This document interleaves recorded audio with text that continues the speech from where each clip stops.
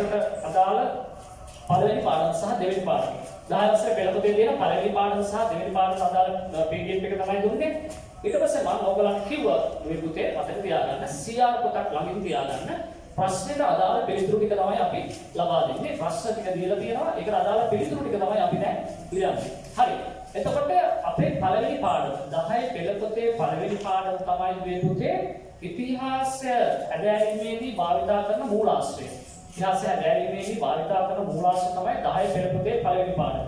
අපි පටන් ගන්න එකේ ඉඳන්. එකේ ඉඳන් තමයි මේ පුතේ ඊළඟට යන්නේ. එකෙන් පටන් ගන්නකොට තමයි අපිට ඊළඟට යන්න පුළුවන් වෙන්නේ. හරි. එතකොට ඉතිහාසය හැදෑරීමේ මූලාශ්‍රය කියන පාඩම තමයි අද අපි තෝරගෙන තියෙන්නේ. පළවෙනි මාතෘකාව 10 පෙළපොතේ අපි එහෙනම් වැඩේ කරගෙන යමු. දිගට සම්බන්ධ වෙලා ඉන්න. ඉතා සාවධානව අවුත්ම් දෙන්න. නිහඬ පුළුවන් නම් මේ පුතේ ශබ්ද බද්ධ නැති නිහඬ තැනකට යන්න. ශබ්ද බද්ධ නැති නිහඬ තැනකට ගිහිල්ලා එතන ඉඳන් ඕගොල්ලෝ මේ ප්‍රශ්නට අදාළ පිළිතුරු ලියන්න. හරි. එතකොට පෑනක් ගන්න අතර පෑන සහ සියාපත අතර ගන්න. ඊට පස්සේ PDF එක ළඟ තියාගන්න. එහෙනම් අපිට වැඩේ කරගෙන යන්න තමයි දැන් තියෙන්නේ. හරිද මේ පුතේ? ඔන්න එහෙනම් මතක තියාගන්න අපේ ඉතිහාසය හැදෑරීමේ පළමු පාඩමේදී මූලාශ්‍රය කියන පළමු පාඩමේ අපි සාමාන්‍ය පෙළ විභාගෙට එනවා කියලා විශ්වාස කරන එනවායි කියලා හිතෙන උත්තර රටාව ප්‍රශ්න රටාව සහ ඒකට ලියන උත්තරය මොනවා වගේද කියලා තමයි අපි මේ සකස් කරන්න යන්නේ.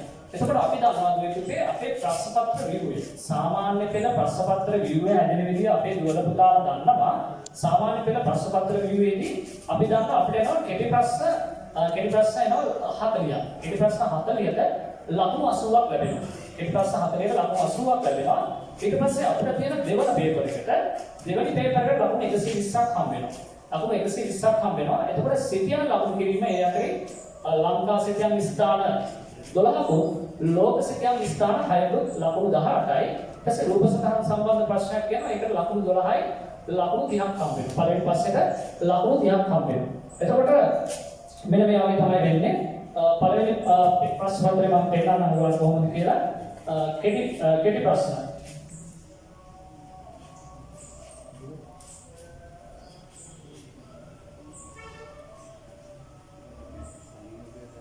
කෙටි ප්‍රශ්න 40. කෙටි ප්‍රශ්න 40ට එතකොට අපි දෙකෙන් වැඩි වෙනවා. කෙටි ප්‍රශ්න 40 දෙකෙන් වැඩි වෙලා ලකුණු 80ක් හම්බ වෙනවා. එතකොට මේක තමයි පළවෙනි කොටස. පළවෙනි කොටස මේ පළවෙනි කොටස ප්‍රශ්න පත්‍රය. ඊට පස්සේ අපිට හම්බෙනවා දෙවෙනි කොටස. දෙවෙනි කොටසේ තියෙනවා පළවෙනි ප්‍රශ්නය ප්‍රථම ප්‍රශ්නය සිතියම් ලකුණු කිරීම සිතියම් රූප සටහන් මේකට අපිට හම්බෙන ලකුණු 30ක්. ලකුණු 30ක් හම්බ වෙනවා. මේකට ලකුණු 30ක් හම්බ වෙනවා. ඊට පස්සේ දුවේ පුතේ මතක තියාගන්න.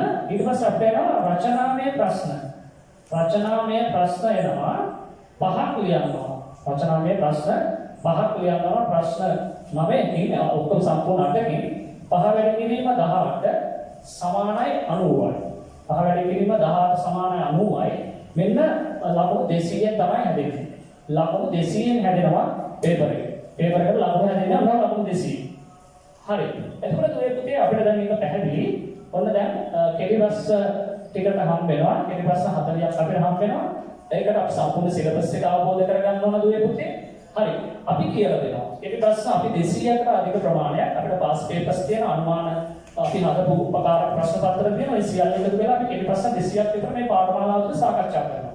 ඊට පස්සේ අපිට දෙවෙනි කොටසේ පළවෙනි ප්‍රශ්නේ අනිවාර්ය ප්‍රශ්නේ ලකුණු 30ක් තියෙනවා. ලකුණු 30ක් තියෙනවා. ඒකට තමයි සිතියම් ටිකයි රූප සටහන් ටිකයි එන්නේ. එතකොට සිතියම් ස්ථාන 18ක් එනවා. ලංකා සිතියම් 12යි ලෝක සිතියම් 6යි. එතකොට ලකුණු 18යි රූප සටහන් එක ලකුණු 30ක් හමු වෙනවා. ඊට පස්සේ රචනාමය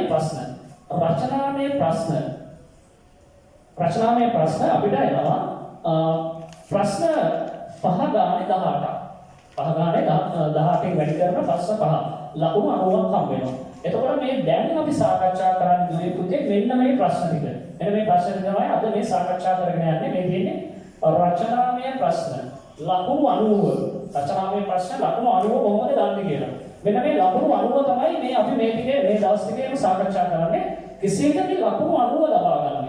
අපි අනිවාර්යයෙන්ම ලකුණු 90 ලකුණු 80ක් ගන්න. 80කට වැඩි ප්‍රමාණයක්. ඔයගොල්ලෝ මේ ලකුණු 90 ලකුණු 80කට වැඩි ප්‍රමාණයක් ගන්න තමයි බලාපොරොත්තු වෙන්නේ. ඊට පස්සේ මේ සිතියම් සහ රූප සටහන් කියන කාරණේ තියෙනවා. සිතියම් සහ රූප සටහන් කියන කාරණේ තියෙනවා. ඒකට අපි වෙනම වැඩමුළුවක් පාවිච්චි කරනවා. සිතියම් ලාභ කිරීමට වෙනම වැඩමුළුවක්, රූප සටහන් සඳහා වෙන වැඩමුළුවක් අපි සකස් කරලා තියෙනවා. ඊට අමතරව කෙටි ප්‍රශ්න සඳහා මේක දීර්ඝ කාලයක මාස දෙකක ක්‍රියාත්මක වෙන සැලසුමක්.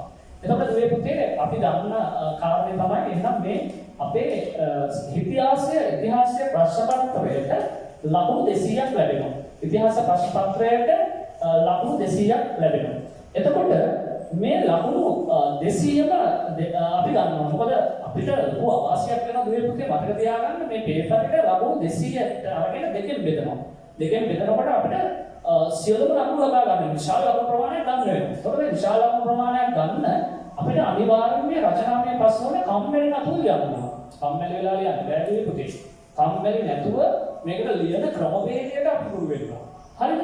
හරි. එහෙනම් ලකුණු 200න් ලැබෙන්නේ ප්‍රශ්න පත්‍රයේ මේ මම මේ අද සාකච්ඡා කරේ මේ මොහොතේ සාකච්ඡා කරේ මොකද මේ පුතේ මේ තමයි පේපර් එකේ view එක. අපේ සාමාන්‍ය පෙළ ප්‍රශ්න පත්‍රයේ view එක තමයි සාකච්ඡා කරේ. අපිට පොඩ්ඩක් ප්‍රමාද වුණා අපේ ළමයි තාම මේකට සෙටප් එකට සූදානම් වෙලා නැහැ. ඒ නිසා මේ පුතේ දැන් අපිට ලින්ක් එක විනාඩි 44කට චේන්ජ් කරන්න වෙනවා. ඒ නිසා ඊළඟ ලින්ක් එකෙන්ම එන්න. ඊළඟ ලින්ක් එකෙන්ම තමයි ඔයගොල්ලන්ට එන්න තියෙන්නේ. දැන් මේක කට් වෙනවා. කට් වුණාට පස්සේ ඔයගොල්ලන්ට නැවත ඒ ලින්ක් එකෙන්ම සම්බන්ධ වෙන්න පුළුවන්. ඒ ලින්ක් එකෙන්ම නැවත සම්බන්ධ වෙන්න පුළුවන්. හරි. එහෙනම් අපි සාකච්ඡා කර ඉන්නේ අපේ ඉතිහාසයේ ප්‍රශ්න පත්‍රය. ඉතිහාසයේ ප්‍රශ්න පත්‍රය සකස් වන ව්‍යුහය. ඉතිහාස ප්‍රශ්න පත්‍රය සකස් වන ව්‍යුහය තමයි සාකච්ඡා කරේ. කෙටි ප්‍රශ්න 40ක් තියෙනවා. 42කින් වැඩි කරලා ලකුණු 80ක් ලැබෙනවා. දෙවෙනි කොටසේ පළවෙනි ප්‍රශ්නේ අනිවාර්යයි. පළවෙනි ප්‍රශ්නේ තියෙනවා සිතියම් තියෙනවා. රූප සටහන් තියෙනවා. සිතියම් වලට ලකුණු 18ක් හම්බ වෙනවා. ලංකා සිතියමට ලකුණු 12ක්. ලෝක සිතියමට ලකුණු 8කුත් එක්ක ලකුණු 12ක් හම්බ වෙනවා. හරි. එතකොට මේ ලකුණු 12 මෙතන ලංකා සිතියමට 12යි, ලෝක සිතියමට 6යි. ලකුණු 18යි. ඊළඟට රූප සටහන් දෙකක් එනවා. රූප සටහන් දෙකයි තව විස්තර කිරීම එකක් එක්ක 4 ගානේ එතන ලකුණු 12ක් සෙට් වෙනවා. ඔක්කොම ලකුණු 30යි. මේක අනිවාර්ය කොටස. මේකට ඉතාම ලේසියෙන් ලකුණු ගන්න පුළුවන්. ඒ සඳහා දෙවියන්ගේ අපි සිතියම් මාලාව. ලංකා සිතියම් ලකුණු ගන්න එක පටන් ගන්නවා. ලෝක සිතියම් ලකුණු ගන්න එක පටන් ගන්නවා. ඒ වගේම මම ඉතිහාසයේ ගුරුතුමාගෙන් මගේ YouTube නාලිකාවට පවා ඔයගලන්ට පෞද්ගලික දවස්වල වීඩියෝ මාලාවක් ගෙනාවා. පෞද්ගලික දවස්වල වීඩියෝ මාලාවක් ගෙනාවා. ඉතිහාසයේ ගුරුතුමා අපේ YouTube නාලිකාවට. අතට මේ YouTube නාලිකාව මම සකස් කරේ අපේ දුවදරුවන්ට මේ ඇත්තටම සිතියම් ලකුණු කිරීම පිළිබඳව යම් ප්‍රශ්නාර්ථ රාශියක් තිබ්බා. මේක කොහොමද ළමයින්ට කියලා දෙන්නේ කියන එක සම්බන්ධව අපි මැනුවල් අපි කියන්නේ සාර්ථකවම සිතියමක් ළඟ තියලා සිතියම ලකුණු කරන ආකාරය තමයි අපි කියලා දුන්නේ. ඒතර යම් අඩුපාඩු තියෙන පුරා හැබැයි හොඳට ඒක දිහා බලපු ඒ වීඩියෝ එක හොඳට බලපු ළමයින්ට මේ සිතියම් ලකුණු කිරීම ඉතාම ලේසියෙන් කරන්න පුළුවන්. හරි. අපි මීට වඩා නවීන තාක්ෂණය භාවිතා කරලා ඉදිරියට ඔයගලන්ට සිතියම් ලකුණු කිරීමේ වැඩමාලාව අපි පවත්වනවා. අවසාන වශයෙන් අපි මතක තියාගන්න අවසාන නිබන්ධනයක් ඔයගලන්ට ලබා දෙනවා. විභාගයට කලින් අනුමාන ප්‍රශ්න පත්‍රය කියලා අපි විශ්වාස කරන නිබන්ධනය ඔයගලන්ට ලබා දෙනවා. අපි මේක මුද්‍රණය කරමින් පවතිනවා.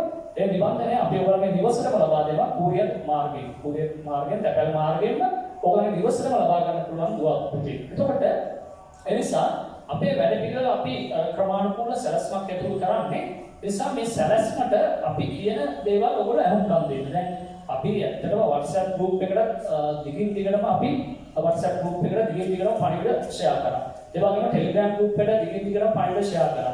එතකොට ඔයගොල්ලෝ තාක්ෂණයත් එක්ක ඉන්නේ. ඔයගොල්ලෝ සල්ලි ගෙවලා ඉන්නේ දුවේ පුතේ. එතකොට මේ තාක්ෂණයත් එක්ක ඉඳිද්දී ඔයගොල්ලෝ මේක ගැන අවධානය යොමු කළ යුතුයි. ඒක විතරට වඩා තමන් දැනගන්න ඕන තමන්ගේ පන්තිය මේ දවස් පටන් ගන්න අපි ටයිම් ටේබල් දාලා සති දෙකකට වැඩි ඔයගොල්ලන් ටයිම් ටේබල් එක දාලා එතකොට ඒ කාලේ ඇතුළත ඔයගොල්ලන් මේ සියල්ල සැලසුම් කරගැනීමේ හැකියාවක් තිබ්බා. මොකද අපිට සැලසුමක් තියෙනවා. මේ පුතේ ඔයගොල්ලෝ මගේ දුවදරුවෝ ඔයගොල්ලෝ මගෙන් ඉගෙන ගන්න දුවදරුවෝ එතකොට මම ඔබගේ ගුරුතුමා ඒ නිසා මට වගකීමක් තියෙනවා ඔයගොල්ලන්ව දැනුවත් කරන්න. මගේ දුවදරුවෝ ටික ඇත්තටම අපි සැලසුමක් ඇතුව වැඩ කරමු. අපි ගාවේ සැලසුම තියෙනවා. ඔයගොල්ලෝ ඒ සැලසුමට අනුගත වෙන්න මේ පුතේ. හරි.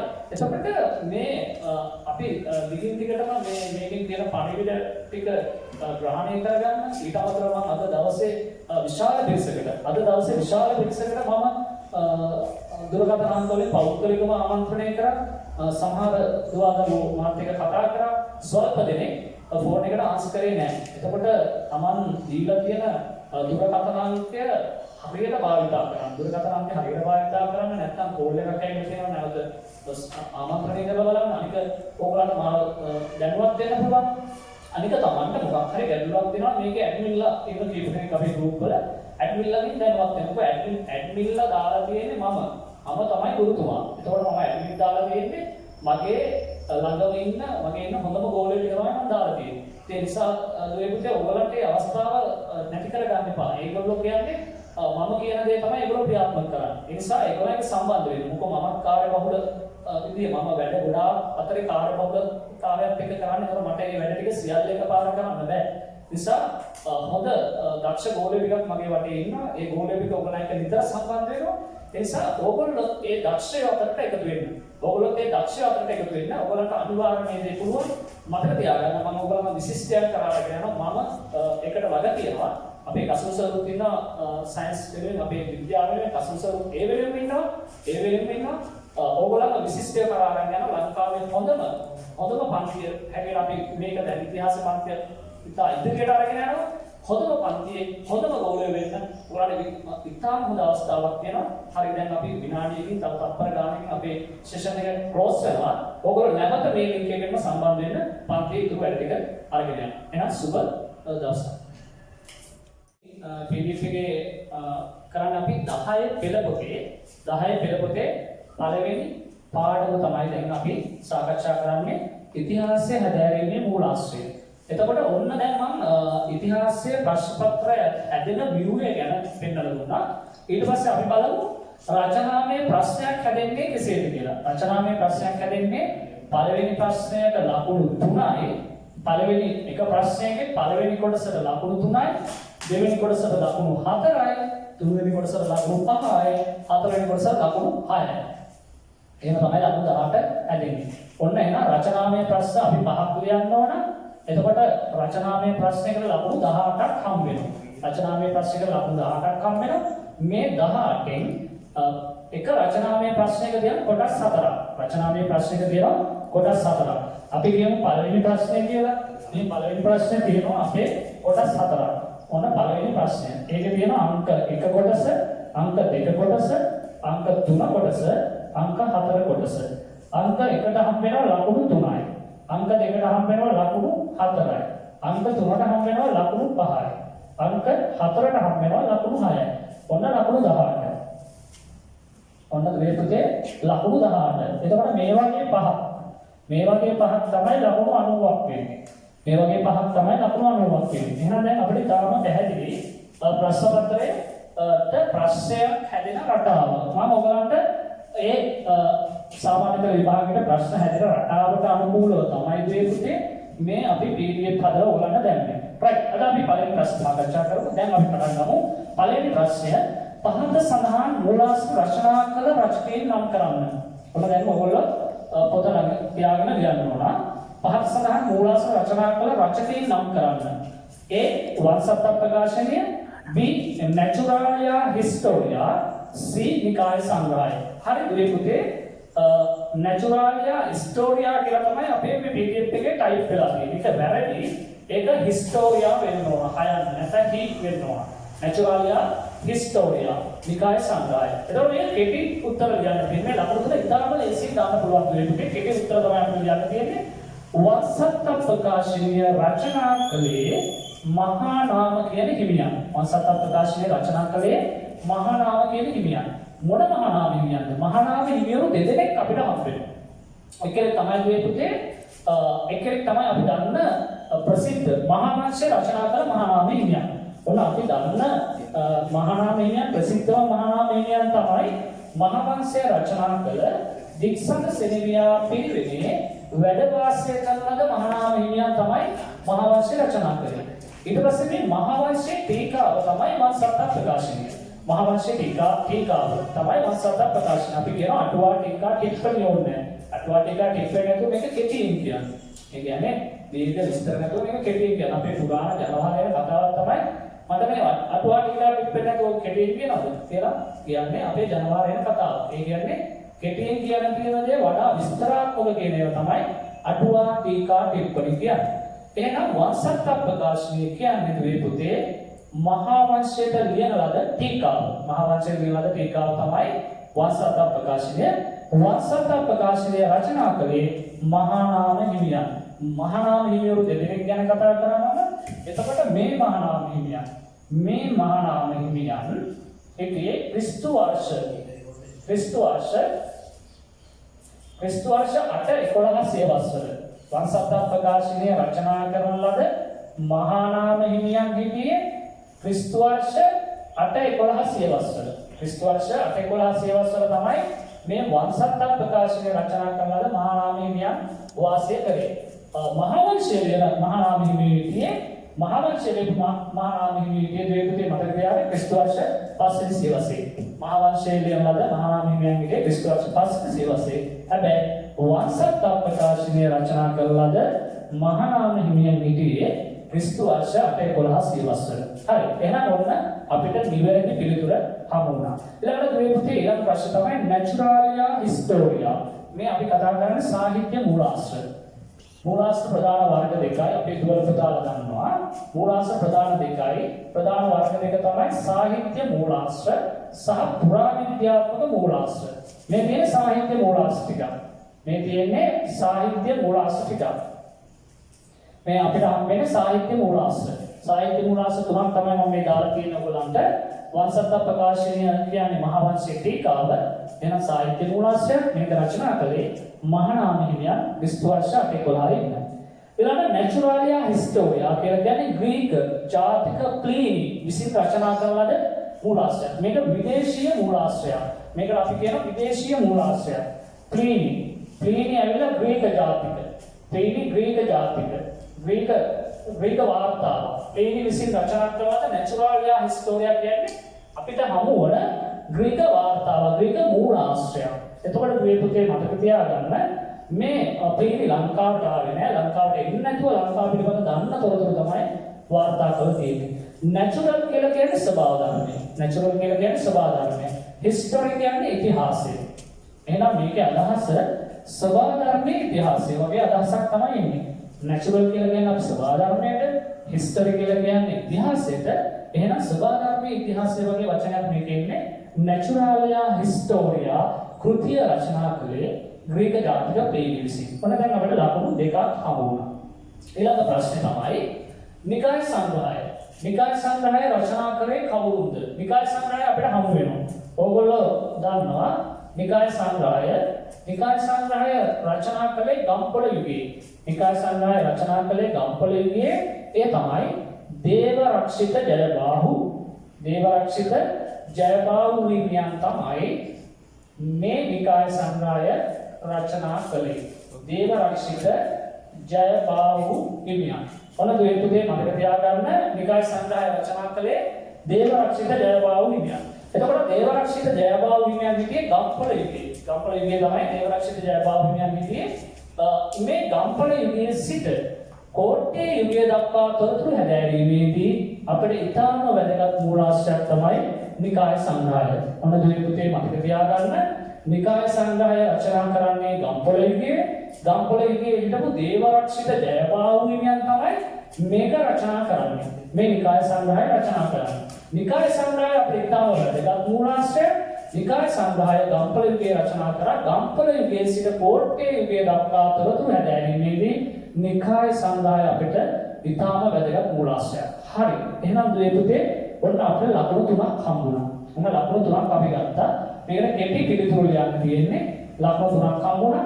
දැන් මගේ දුවල පුතාලා CR පොතක් අරගෙන මේකට උත්තර ලියනවා කියලා මම දන්නවා. මේ ටික ලියා ගන්න. අනිවාර්යයෙන්ම උත්තරයක් ලියන විදිහ කියලා දෙනවා. ඔයගොල්ලෝ බය වෙන්න එපා. රචනාමය ප්‍රශ්න ඔයගොල්ලන්ට ලේසියෙන්ම ගොඩ දාලා දෙනවා.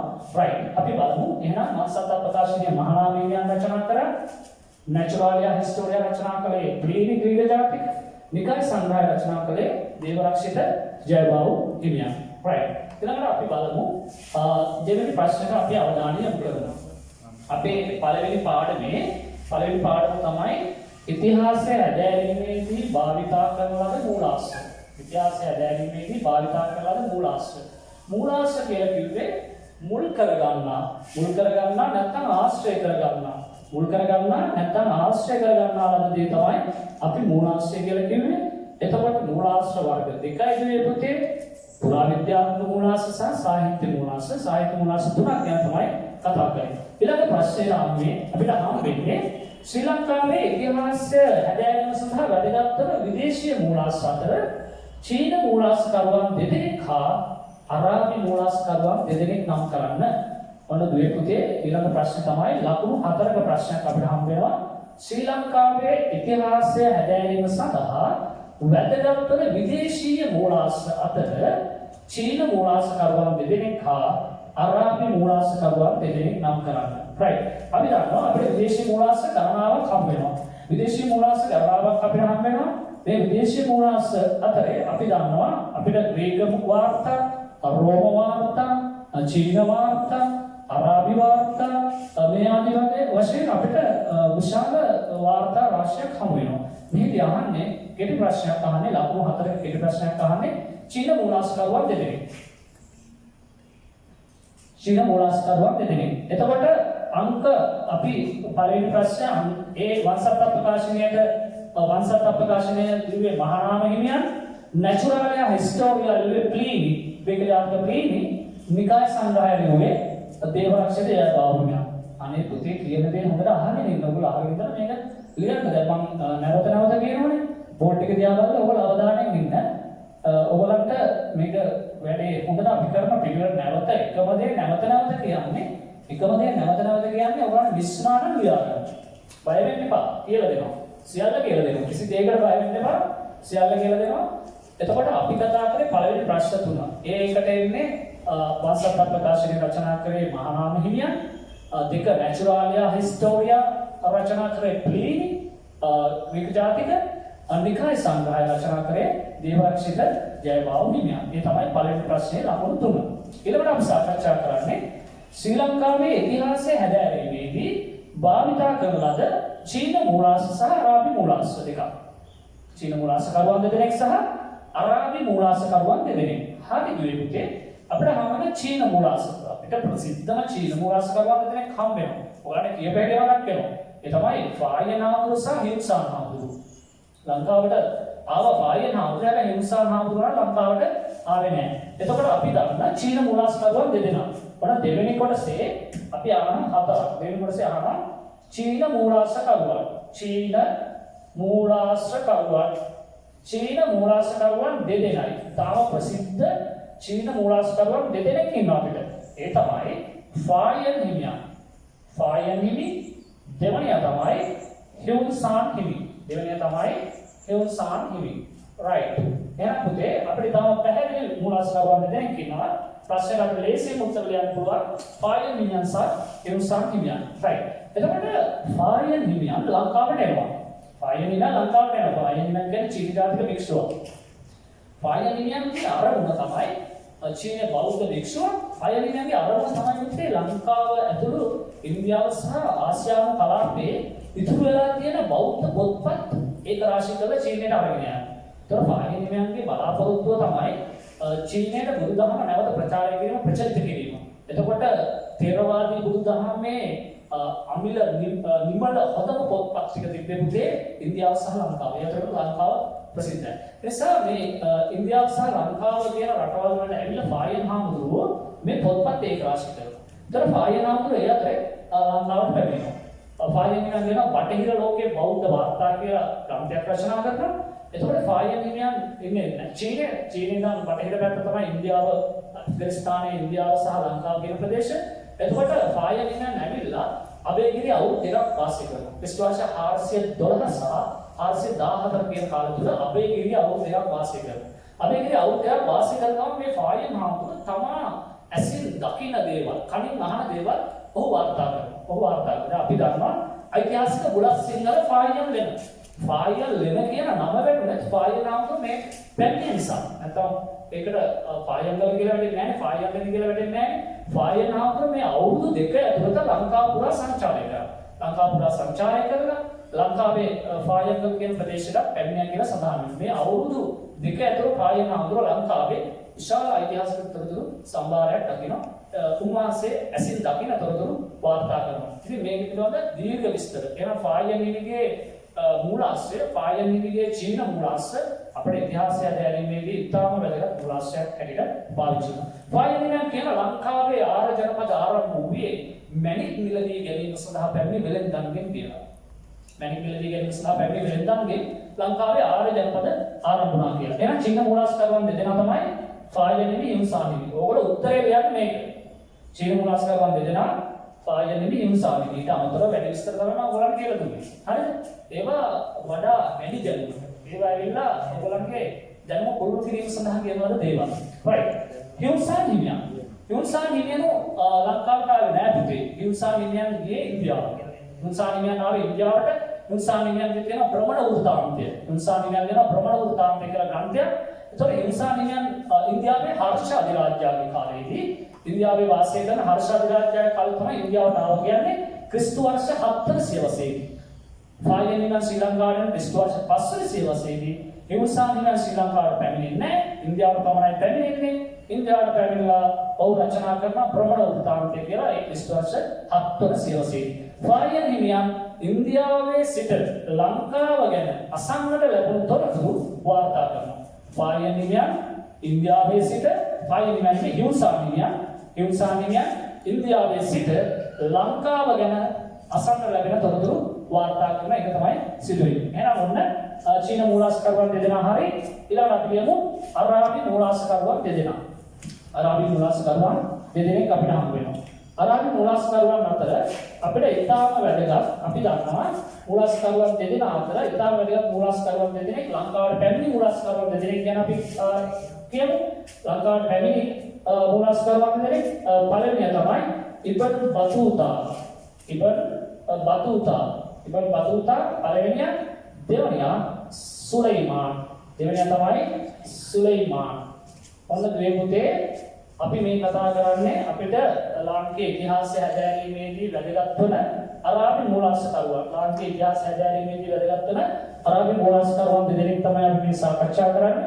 ඉබ්න් බතූතා සුලයිමාන් මෙන්න උත්තරේ. දෙවෙනි ප්‍රශ්නෙට උත්තරේ මේ තියෙන්නේ. හරිද? අනිත් ඒවා රඳුනේ වැඩි විස්තර ප්‍රගීතල් විදිහින් එනිසා ඔයගොල්ලෝ හොඳට අහගන්න මේ විස්තර පුතේ ඉතිහාසය අපි ඉගෙන ගන්න හරි ලස්සන කතාවක් විදියට. ඇත්තට මේක හරි ලස්සන කතාවක්. අපි මේක කතාවක් විදියට ඉගෙන ගමු. ඔයගොල්ලන්ට ඉතාම හොඳ නිවැරදි ඉතිහාස කරුණු කියලා දෙන්න. ඔයගොල්ලෝ දිගටම රැඳගෙන ඉන්න. right. මේ පුතේ චීන මූලාශ්‍රකරුවන් දෙදෙනෙක් ඉන්නවා. ඒ අපිට ගොඩාක් ඉන්නවා. මේ දෙන්නෙක් ගැන තමයි කියන්නේ. එක්කෙනෙක් තමයි පායන් හිමියන්, දෙවෙනියා තමයි හියුන්සාන් හිමියන්.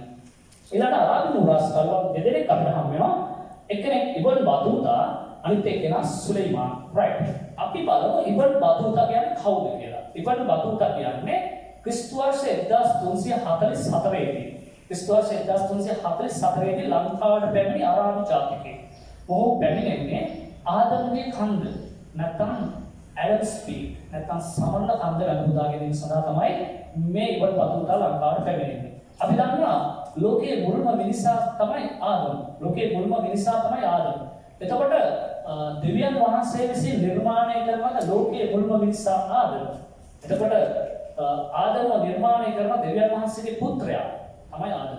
එතකොට ආදම් දෙවියන් වහන්සේ විසින් පාරාදීසය තුල තනි කරලා ආදම්ව නිර්මාණය කරනවා. ආදම් ටික කාලයක් යනකොට පාළුවක් තනිකමක් දැනෙනකොට ආදම් කියන මට පාළුවක් තනිකමක් දැනෙනවා දෙවියන් වහන්සේට. දෙවියන් වහන්සේ මොකද කරන්නේ? ආදම් නිදාගෙන ඉන්න වෙලාවේ ආදම්ගේ ඉලක්කය අරගෙන ලෝකයේ මුල්ම ගැහැණිය නිර්මාණය කරනවා. ලෝකයේ මුල්ම ගැහැණිය තමයි ඒවා. එහෙනම් ආදම් සහ ඒවා තමයි ලෝකයේ මුල්ම මිනිසා සහ මුල්ම ගැහැණිය කියලා අපේ පුරාණ ඉස්ලාම් සහ ක්‍රිස්තියානි ආගම්වල සඳහන් වෙනවා. හරි. එතකොට ඔන්න අවසානයේ ඉලක්කයකින් පිරිමියාගේ ඉලක්කයකින් නිර්මාණය කරන ගැහැණියට දෙවියන් වහන්සේ විසින් අවසානයේදී ජීවන හුස්ම පිබිලා ජීවෙලවන්නේ. එතකොට මේ පුතේ මේක ලස්සන කතාවක්. ඒ කතාව දීර්ඝ කතාවක් මට ඔයගලන්ට කියලා දෙන්න පුළුවන් නැති තරම් අපේ තරම් කාලේ නැහැ. හරි right. අපි කතා කරමු ඉබ්න් බතූතා ගැන. ඉබ්න් බතූතා ක්‍රිස්තු වර්ෂ 1344 දී පැමිණෙනවා කොහෙද පැමිණෙන්නේ? ශ්‍රී ලංකාවට පැමිණෙනවා. මොහු යාපන රාජ්‍ය හා පැමිණෙන්නේ. යාපන රාජ්‍යයේ මේ කාලේ පාලනය කළේ අල් කොනා නැත්නම් ආර්ය චක්‍රවර්ති. ආර්ය චක්‍රවර්ති පෙළපත. ආර්ය චක්‍රවර්ති පෙළපත තමයි යාපනයේ පාලනය කරේ. රායගම ප්‍රදේශය පාලනය කරා කියලා අල් කොනා. ඒ කියන්නේ අලගක් කොනාර කියලා තමයි මේ කියන්නේ. අලගක් කොනාර පෙළපත රායගම ජාත භූමිය කරගෙන ගම්පොලින්ගේ වැඩ වාසය කරා අලගක් කොනාර පෙළපත. යාව ඉබන් බතුතා හමුනා අල් කොනාර. අල් කොනාර නැනත්තා සතු සුදු ඇතෙක් සිටියා. ඔන්න ඉබන් බතුතා කියන ලංකාවට ඇවිල්ලා අල් කොනාර කියලා කෙනා සතු අල් කොනාර කියන ප්‍රාදේශීය සුල්තාන්වරයා. ඒගොල්ලෝ දැන් අරාබිකාරයෝ තමයිගේ රජතුමා හැඳින්වෙන්නේ සුල්තාන් කියලා. අරාබිකාරයෝ තමයිගේ රජතුමා හැඳින්වෙන්නේ සුල්තාන් කියලා. ඒතර ඔහු කියන අල් කොනාර නම් සුල්තාන්වරයාට තේ සුදු ඇතෙක් කියලා. මේ අල් කොනාර තමයි රයිගම හිටපු අලගක් කොනාර පරම්පරාවේ අලගක් කොනාර වෙන්නේ නැති කියලා තමයි විශ්වාස කරන්නේ. ඊට පස්සේ මොහු යනවා ඇත්තටම ශ්‍රී පාදේ වන්දනා කරන්න. නැත්නම් ආදම්ගේ පාදේ, ආදම්ගේ කන්ද, ඇඩම්ස් පී සමල කන්ද වන්දනාමාන කරන්න යනවා. කවුද? ඉබන් බතුතා. ඉබන් බතුතා ගිහිල්ලා කියනවා ලංකාවේ අගනාම මැණික් නිපදවන කලාපය තමයි මේ සමල කන්ද අවුල කලාපය. අදටත් අපි දන්නවා රත්නපුර තමයි අගනාම මැණික් නිපදවන ප්‍රදේශය. එනම් මේ පුතේ මතක තියාගන්න රත්නපුර තමයි අපි අගනාම ලෝකයේ අගනාම මැණික් නිපදවන ප්‍රදේශය. බ්ලූ සෆායර් නිල් මැණික් තමයි ඉතාම පිරිසිදු නිල් මැණික් කම්බිනේ ලංකාවේ. එහෙනම් මතක තියාගන්න ලංකාවේ ජාතික මාණික්‍ය මැණික්. එතකොට හැබැයි මේ අරාබිකරුවන් වැඩිපුර කැමතිනේ රතු කැටවලට, රතු මැණික් වලට. නිල් කැට සහ රතු කැට උපදින ප්‍රධාන භූමිය තමයි ලංකාව. රතු කැට වලට අරාබි ජාතිකයන් ඉතාම කැමතියි. ඔව් කියනවා සමනල කන්දේ තියෙනවා මැණික් හැදෙන ගල් වලින් තියෙනවා. සමනල කන්දේ තියෙන මැණික් හැදෙන ගල් වල. මේ ගල් වල හැදෙන මැණික් තමයි පල්ලෙහාට පැමිණෙන්නේ. ඒවා තමයි ඇවිල්ලා ගොඩ ගහන්නේ රත්නපුරයට. රත්නපුරය කියලා නම හැදෙන්නේ ඒ උඩ සිට පහළට ඇවිල්ලා මැණික් ගොඩ ගැහෙන ප්‍රදේශය. හරි. ඊට අමතරව මොහු කියනවා ලෝකයේ හොඳම මැණික්, ලෝකයේ ලොකුම මැණික් මේ වෙනකොට ලංකාවේ රජ කෙනෙක් සතුව තමයි තිබ්බේ කියලා. මේ වගේ ඉබන් බතුතා එන ලංකාවට පැමිණෙනවා මැණික් ලබා ගැනීමත් මොහුගේ ප්‍රධාන පරමාර්ථයක් වෙන්නේ නැති. එහෙනම් දුවේ පුතේ මතක තියාගන්න ඉබන් බතුතා වාර්තා කරනවා ලංකාවේ තොරතුරු ගම්පොළේදී යාපනය ආදී ප්‍රදේශ පිළිබඳව වඩා විස්තර සඳහන් කරනවා. ඊළඟට සුලයිමාන් ලංකාවට පැමිණෙනවා ක්‍රිස්තු වර්ෂ 850 සුලයිමාන් ලංකාවට පැමිණෙනවා ක්‍රිස්තු වර්ෂ 850 සුලයිමාන් පැමිණෙන්නේ ආදම්ගේ කන්ද, ආදම්ගේ පාදේ වදින. සුලයිමාන් ලංකාවට පැමිණෙන්නේ ආදම්ගේ කන්ද නැත්නම් ආදම්ගේ පාදේ වන්දනා කිරීම සඳහා තමයි සුලයිමාන් ශ්‍රී ලංකාවට පැමිණෙන්නේ. එහෙනම් දුවේ පුතේ ඔන්න අරාබි මූලාශ්‍රකරුවන් දෙදෙනා. මෙන්න ප්‍රශ්නය. චීන මූලාශ්‍රකරුවන් දෙදෙනයි ෆායන් හිමියන්, එල්සාන් හිමියන්. අරාබි මූලාශ්‍රකරුවන් දෙදෙනයි දුවේ පුතේ ඉබන් බතුතා සහ සුලයිමාන්. රයිට්. එහෙනම් ඔන්න අපි පළවෙනි ප්‍රශ්නේ ලකුණු තුනේ ලකුණු ටික ගත්තා. ඊට පස්සේ දෙවෙනි ප්‍රශ්නේ ලකුණු 4 තමයි මේ අපි ගත්තේ. හරි. ඊට පස්සේ අපි සාකච්ඡා කරගෙන යමු. හරි. ඊට පස්සේ එහෙනම් අපි සාකච්ඡා කරගෙන යමු දුවේ පුතේ මේ තුන්වෙනි ප්‍රශ්නේ. තුන්වෙනි ප්‍රශ්න මොකක්ද කියලා බලමු. තුන්වෙනි ප්‍රශ්නේ උත්තර ලියන විදිය මේක අපිට විස්තර කරලා ලියන්න ඕන ප්‍රශ්නයක්. ශ්‍රී ලංකාවේ ඉතිහාසයේ හැදෑරීමේ ඇති වැදගත්කම කරුණු දෙකක් ඇසුරින් පැහැදිලි කරන්න. ශ්‍රී ලංකාවේ ඉතිහාසයේ හැදෑරීමේ ඇති වැදගත්කම කරුණු දෙකක් ඇසුරින් පැහැදිලි කරන්න. දැන් එන අර කෙටි ප්‍රශ්නවල අපි ලකුණු උත්තර ලියුවනේ. දැන් අපි මේක රචනාවෙන් ප්‍රශ්න ලියන්න තියෙනවා. කරුණු දෙකක් මුලින්ම කරුණු දෙක ලියනවා ඊට පස්සේ ඒක විස්තර කරනවා. ශ්‍රී ලංකාවේ ඉතිහාසයේ හැදෑරීමේ ඇති වැදගත්කම කරුණු දෙකක් ඇසුරින් පැහැදිලි කරන්න. හරි එහෙනම් අපි ලියන්න පටන් ගමු. දුවල පුතාලා සියාපත ගන්න අපිට ටිකක් ලියන්න වෙනවා කරුණු ටිකක්. අඩුම ගානේ එක කරුණකට වාක්‍ය සියාපත තියෙන වාක්‍ය 5ක්වත් ලියවෙන්න ඕන. අපි එහෙම ලියමු. ශ්‍රී ලංකාවේ ඉතිහාසය හැදෑරීමේ වැදගත්කම කරුණු දෙකක් ඇසුරින් පැහැදිලි කරන්න. පළවෙනි කරුණ ලියා ගන්න. පළවෙනි කරුණ අතීත මුදුන් මිත්තන්ගේ ක්‍රියාකාරකම්. අංක 1 ලියා ගන්න. අතීත මුදුන් මිත්තන්ගේ ක්‍රියාකාරකම්. හා ජාතික උරුමයන් හඳුනා ගැනීමට හැකියවීම. අංක 1 ලියා ගන්න. තුනේ එකට ලියාගන්න මේක අතීත මුදුන් මිත්තන්ගේ ක්‍රියාකාරකම් සහ ජාතික උරුමයන් හඳුනා ගැනීමට හැකියවීම. අතීත මුදුන් මිත්තන්ගේ ක්‍රියාකාරකම් සහ ජාතික උරුමයන් හඳුනා ගැනීමට හැකි වීම. අංක 1 ශ්‍රී ලංකාවේ ඉතිහාසය දැරීමේදී වැදගත්කම කරුණු දෙකක් ඇසුරින් පැහැදිලි කරන්න කියන්නේ. එහෙනම් අතීත ක්‍රියාකාරකම් සහ අපේ අතීත පුතුමින්ගේ ක්‍රියාකාරකම් සහ ජාතික උරුමයන් හඳුනා ගැනීමට හැකි වීම. අංක 1. අංක 2 ලියා ගන්න. එතන යටිම ලියා ගන්න අංක 2. අන්‍ය සංස්කෘතියට ගරු කිරීමට පුරුදු පුහුණු වීම. අන්‍ය සංස්කෘතියට ගරු කිරීමට පුරුදු පුහුණු වීම. අංක 2 තමයි අන්‍ය සංස්කෘතියට ගරු කිරීමට පුරුදු පුහුණු වීම. ඔන්න ලියා ගන්න දුවේ පුතේ දෙවෙනි කරුණ අන්‍ය සංස්කෘතියට ගරු කිරීමට පුරුදු පුහුණු වීම. අන්‍ය සංස්කෘතියට ගරු කිරීමට පුරුදු පුහුණු වීම. හරිද? right. එහෙනම් ඔන්න කරුණු දෙකක් ලියුවා. දැන් මේ කරුණු දෙක කෙටියෙන් විස්තර කරන්න ඕන. මේ කරුණු දෙක කෙටියෙන් විස්තර කරන්න ඕන. කරුණු දෙක කෙටියෙන් විස්තර කරන්න ඕන. දැන් අපි ඒක ඡේදයක් විදිහට කඩලා ලියමු. ඡේදයක් විදිහට කඩලා ලියමු. හරි. පළවෙනි කරුණ මොකක්ද? අතීත මුතුන්මිත්තන්ගේ ක්‍රියාකාරකම් සහ ජාතික උරුමයන් හඳුනා ගැනීම. right. අපි ලියමු. ශ්‍රී ලංකාව ඡේදයක් විදිහට ලියන්න පටන් ගන්න. ශ්‍රී ලංකාව ඉතා පුරාණ ශිෂ්ටාචාරයකට ශ්‍රී ලංකාව ඉතා පුරාණ ශිෂ්ටාචාරයකට උරුමකම් කියන ශ්‍රී ලංකාව ඉතා පුරාණ ශිෂ්ටාචාරයකට උරුමකම් කියන අභීත රාජ්‍යකි ශ්‍රී ලංකාව ඉතා පුරාණ ශිෂ්ටාචාරයකට උරුමකම් කියන අභීත රාජ්‍යකි. පුරාණ කාලයේ සිට ඊළඟට ලියා ගන්න. පුරාණ කාලයේ සිට ඉතාම සම්භාව්‍ය සංස්කෘතියක්. පුරාණ කාලයේ සිට ඉතා සම්භාව්‍ය සංස්කෘතියක්. පුරාණ කාලයේ සිට ඉතා සම්භාව්‍ය සංස්කෘතියක් ශ්‍රී ලාංකිකයාට හිමිය. පුරාණ කාලයේ සිට ඉතා සම්භාව්‍ය සංස්කෘතියක් ශ්‍රී ලාංකිකයාට හිමිය. මෙහිදී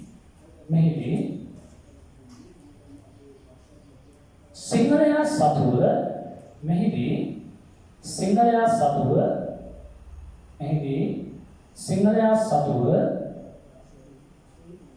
පවතින ලද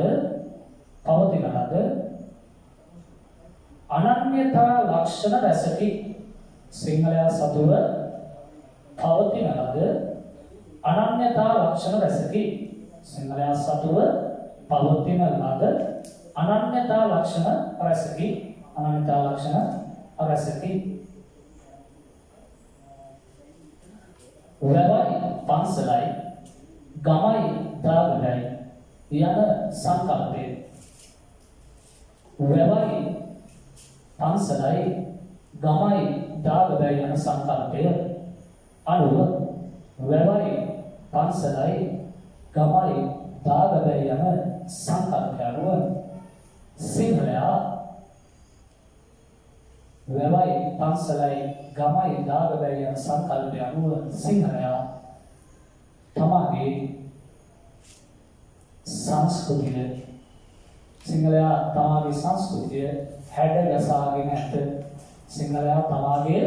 සංස්කෘතිය හැඩගසාගෙන ඇත.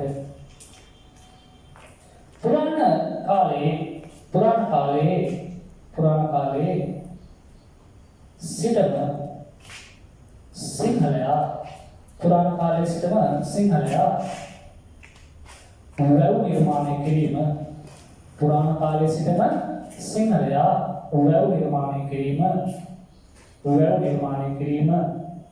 පුරාණ කාලයේ සිටම සිංහලයා වැව් නිර්මාණය කිරීම, දාගැබ් නිර්මාණය කිරීම, වැව් නිර්මාණය කිරීම, දාගැබ් නිර්මාණය කිරීම සිදු කරන ලදී. පුරාණ කාලයේ සිටම සිංහලයා වැව් නිර්මාණය කිරීම, දාගැබ් නිර්මාණය කිරීම සිදු කරන ලදී.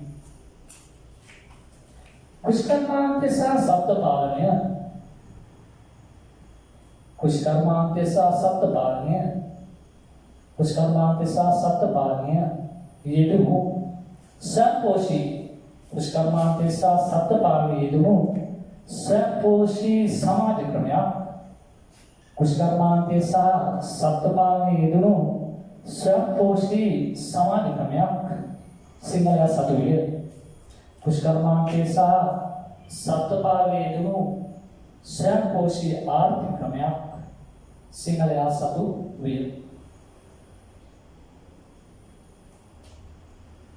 හරි එතකොට අපි පළවෙනි ප්‍රශ්නෙට දාලා පිළිතුර තමයි අපි මේ සාකච්ඡා කරන්නේ. අපි කිව්වේ අපේ අතීත මුතුන් මිත්තන්ගේ ක්‍රියාකාරකම් හඳුනා ගැනීම සහ ಜಾති කුරුමයක් හඳුනා ගැනීම. හරි වර්තමානයේ නේද ලංකාවේ වැව් පද්ධතිය. අන්න දීපිතේ මම කියලා මේ ප්‍රශ්නේ නෙවෙයි මම ප්‍රශ්නේ කියලා ඉවරයි. ප්‍රශ්නෙට මම අමතර කාරණා කියන්නේ වර්තමානයේ ශ්‍රී ලංකාවේ වැව් පද්ධතිය ලෝක උරුමයක් හැටියට නම් කළා අවසන්. මේ නේද වර්තමානයේ ශ්‍රී ලංකාවේ තියෙන වැව් පද්ධතිය ඉතින් එල්ලංගාව දැන් ප්‍රපතනය ලෝක උරුමයක් ලෙස මේ වෙනකොට නම් කළා අවසන්. හරි. right. දෙවෙනි කරුණ තමයි දෙවෙනි කරුණ අපි ඡේදයක් වෙන් කරලා දැන් විස්තර කරනවා. දෙවෙනි කරුණ අපි ඔන්න ද්විපදේ දැන් ලියන්න පටන් ගන්නවා. ඡේදයක් වෙන් කරලා ලියනවා. අන්‍ය සංස්කෘතියට ගරු කිරීම. ඔන්න අන්‍ය සංස්කෘතියට ගරු කිරීම තමයි අපි දැන් ලියන්න පටන් ගන්න. හරි. බලමු ඡේදයක් වෙන් කරලා ලියන්න. ශ්‍රී ලංකාව පුරාණ කාලයේ සිට ඔන්න මගේ දවදරු ලියන්න. ඡේදයක් වෙන් කරලා ශ්‍රී ලංකාව පුරාණ කාලයේ සිට සිංහල දෙමළ මුස්ලිම් ශ්‍රී ලංකාව පුරාණ කාලයේ සිට සිංහල දෙමළ මුස්ලිම් යන ජාතීන්ගේ ශ්‍රී ලංකාව පුරාණ කාලයේ සිට සිංහල දෙමළ මුස්ලිම් යන ජාතීන්ගේ බෞද්ධ हिंदू इस्लाम बौद्ध हिंदू इस्लाम आदि आगम वलिंद समन्वित राज्य की बौद्ध हिंदू इस्लाम आदि आगम वलिंद समन्वित राज्य की बौद्ध हिंदू इस्लाम आदि आगम वलिंद समन्वित राज्य की මෙහිදී නියම ඉතිහාසය නිවැරදි ඉතිහාසය මෙහිදී නියම ඉතිහාසය නිවැරදි ඉතිහාසය අධ්‍යයනය කරන්න නියම ඉතිහාසය නිවැරදි ඉතිහාසය අධ්‍යයනය කරන්න අන්‍ය ජාතීන්ට අන්‍ය ආගම්වලට नियम इतिहास निवृत्त इतिहास अध्ययन करना अन्य जातींट अन्य आगमवलට ගරු කරන පුද්ගලයෙක් බවට පත් වේ. अन्य जातींट अन्य ආගමවලට ගරු කරන පුද්ගලයෙක් බවට පත් වේ. නිවැරදි ඉතිහාසය ඉගෙන ගන්නා अन्य जातींट अन्य ආගමවලට ගරු කරන පුද්ගලයෙක් බවට පත් වේ. එසේනම් නිවැරදි ඉතිහාසය හැදෑරීමෙන් निवृत्त इतिहास හැදෑරීමෙන් අපට අත්පත් වන ප්‍රයෝජන රාශියකි. නිවැරදි ඉතිහාස හැදෑරීමෙන් අපට ප්‍රයෝජන රාශියක් අත්වේ. එහෙම ලියන්න. මෙහිදී නිවැරදි ඉතිහාස හැදෑරීමෙන් අපට ප්‍රයෝජන රාශියක් අත්වේ. නිවැරදි ඉතිහාස හැදෑරීමෙන් අපට ප්‍රයෝජන රාශියක් අත්වේ. හරි. එතකොට ඔන්න ද්වේපතේ අපි සාකච්ඡා කරේ තුන්වෙනි ප්‍රශ්නේ ශ්‍රී ලංකාවේ ඉතිහාසය හැදෑරීමේ ඇති වැදගත්කම කරුණු දෙකක් ඇසුරෙන් පැහැදිලි කරන්න. කරුණු දෙක ලියනවා, කරුණු දෙක විස්තර කරනවා. කරුණු දෙක විස්තර කරනවා. අන්න ලකුණු පහක් හම්බ වෙනවා. අන්න ද්වේපතේ නම් ලකුණු පහක් හම්බ වෙනවා උලන්ට. රයිට්. එහෙනම් ද්වේපතේ මතක තියාගන්න දැන් අපිට දැන් ආයි කාලේ පිළිබඳ ප්‍රශ්නයක් එනවා. ආයි අපේ තව විනාඩියකින් මේක අපේ සෙෂන් එක ක්ලෝස් වෙනවා. නැවත ඔය ලින්ක් එකෙන්ම සම්බන්ධ වෙන්න.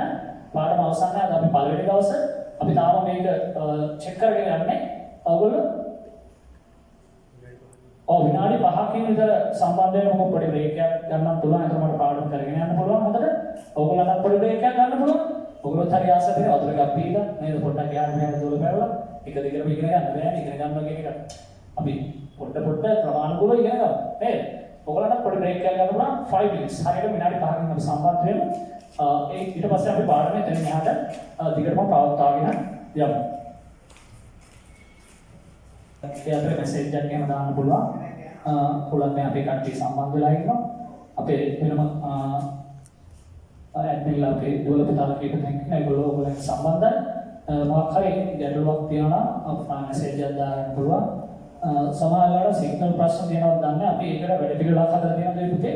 අපි ඔයගොල්ලන්ට අපි බොහෝ දුරට මේ වීඩියෝ එකක් අපි නැත්නම් අපි රෙකෝඩ් එක ඔයගොල්ලන්ට දෙන්න බලාපොරොත්තු වෙනවා. හරියටම පැහැදිලි නැත්නම් කෙසේ නමුත් මම හිතන්නේ මේ රෙකෝඩ් එක ඔයගොල්ලෝට ගන්න පුළුවන් නම් මේ මම කියපු පාඩම නැවත හොඳට ඔයගොල්ලන්ට අවබෝධ කරගන්න පුළුවන්. මේක සජීවී සම්බන්ධ වීමට අමතරව අපි තවදුරටත් ඔයගොල්ලන්ට හරි සම්බන්ධ වෙමු දුවේකේ. හරි දැන් අපි ඇත්තටම මේ එක දිගට පාඩම කරගෙන යනවට වඩා අපිට ලේසි සෙෂන් කීපයකට පාඩම කරනවා. මොකද එක දිගට කරගෙන ගියාම සමහරවිට ඔයගොල්ලන්ට මේක දේශනාවක් විදිහට කරගෙන යනකොට සමහරවිට ඒක එපා වෙන්න පුළුවන්. නිසා අපි මේක රසවත් විදිහට කරන්න ඕන නිසා අපි සෙෂන් වලට කඩ කරමු. ඒතකොට ඒක අපි හැමෝටම ලේසි පහසුයි. right. අපි පළවෙනි ප්‍රශ්නය ඉතිහාසය හැදෑරීමේ මූලාශ්‍රය. ඉතිහාසය හැදෑරීමේ මූලාශ්‍රය සාකච්ඡා කරන පළවෙනි පාඩමේ පළමු ප්‍රශ්නය තමයි අපි සාකච්ඡා කරන්නේ. ඒකේ හතරවෙනි කොටස. ලකුණු 6ක් ලැබෙන හතරවෙනි කොටස තමයි අපි සාකච්ඡා කරන්නේ.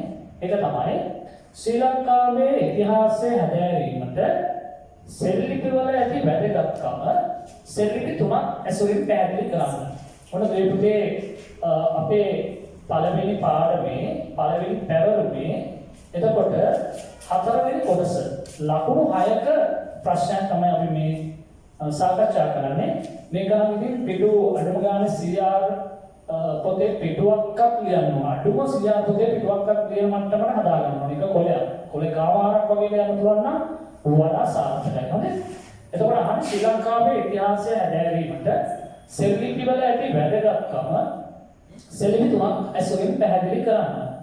ශ්‍රී ලංකාවේ ඉතිහාසය හැදෑරීමට සෙල්ලිපි වල ඇති වැදගත්කම සෙල්ලිපි තුනක් ඇසුරින් පැහැදිලි කරන්න. හරි. එතකොට එහෙනම් දෙවියන් අපි සෙල්ලිපි තුනක් මුලින්ම කියනවා. සෙල්ලිපි තුනක් කියලා මෙන්න මේ සෙල්ලිපි තුන තමයි අපි වාර්තා කරන්න කියන කාරණේ කියනවා. හරි. අපි සෙල්ලිපි තුනක් අපිට 10 පෙළ පොතේ ඉතාම ප්‍රසිද්ධ සෙල්ලිපි තුනක් හම්බ වෙනවා. ඒ කියන්නේ වැඩි විස්තර සහිතව කියන ප්‍රධාන ශිලාලිපි තුනක් අපිට හම්බ වෙනවා. ඒ සෙල්ලිපි තුනක් නෙමෙයි අපිට කීපයක් හම්බ වෙනවා. ඒකෙන් අපි ප්‍රධාන සෙල්ලිපි තුනක් ගැන සාකච්ඡා කරමු. ප්‍රධාන සෙල්ලිපි තුනක්. අංක 1 තමයි හෝපිටිගමු ටැග්ලිපිය. හෝපිටිගමුව ලිපිය නැත්නම් අපි මේකටම කියනවා බදුළු ටැග්ලිපිය. හෝපිටිගමු ටැග්ලිපිය නැත්නම් බදුළු ටැග්ලිපිය. හෝපිටිගමු ටැග්ලිපිය නැත්නම් බදුළු ටැග්ලිපිය එකක්. දෙවෙනි එක වේවැල් කැටිය සෙල්ලිපිය. වේවැල් කැටිය ලිපිය. තුන්වෙනි එක අපි ගමු තෝණිගල ලිපිය.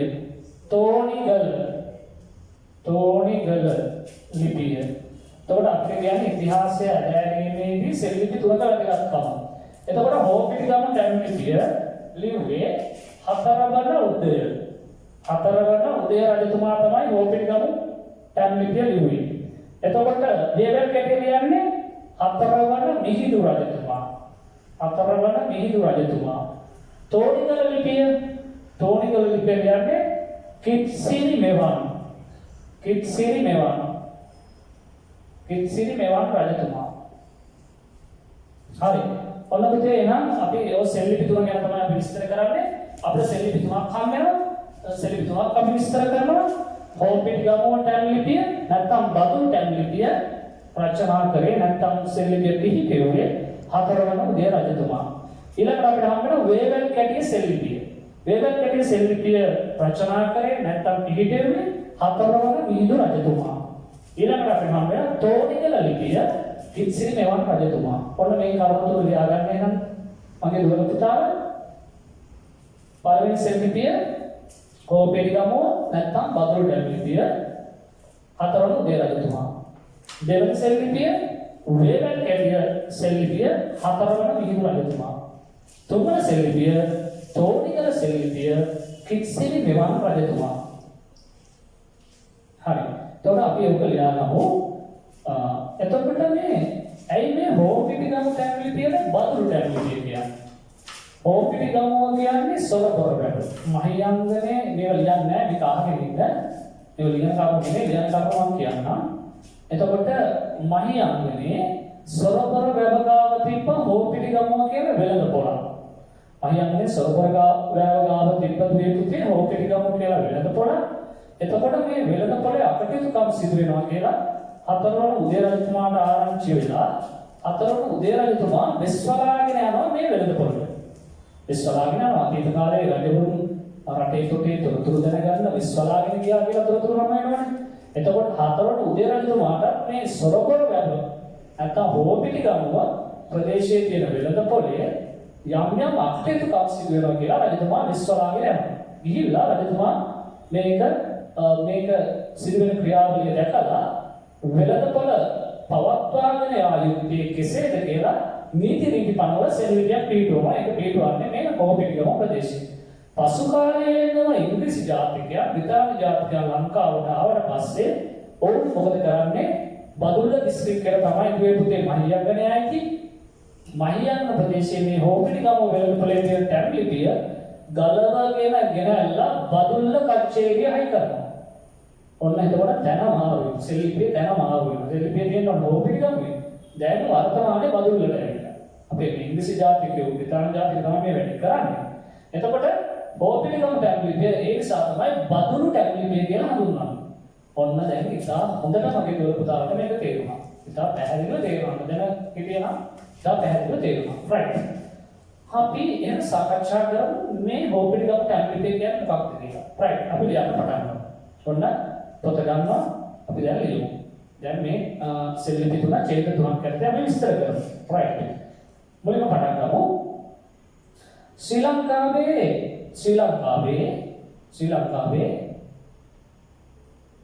ඉතිහාසය හැදෑරීමට ශිලා ලිපිවල දායකත්වය ශ්‍රී ලංකාවේ ඉතිහාසය හැදෑරීමට ශිලා ලිපිවල දායකත්වය අතිමහත්ය. ශ්‍රී ලංකාවේ ඉතිහාසය හැදෑරීමට ශිලා ලිපිවල දායකත්වය අතිමහත්ය. ශ්‍රී ලංකාවේ ඉතිහාසය හැදෑරීමට ශිලා ලිපිවල දායකත්වය අතිමහත්ය. මේ අතරින් අපට ඉතා වැදගත් සෙල්ලිපියක් වන්නේ ශිලාලිපියක් වන්නේ නැත්නම් සෙල්ලිපියක් වන්නේ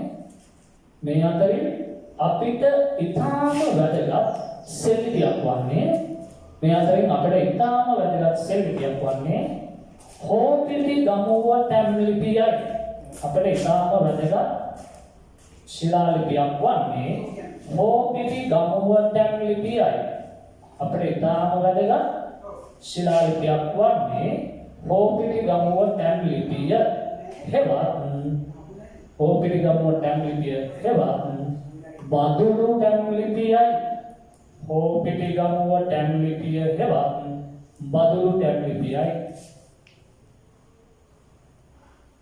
මෙම ටැම්ලිපිය පිහිටුවා ඇත්තේ සම්පතේ වේගෙන් ලියන්න පුරුදු වෙන්න. දැන් ඔයගොල්ලෝ විභාගෙට වේගෙන් ලියන්න බෑ. මෙම ටැම්ලිපිය පිහිටුවා ඇත්තේ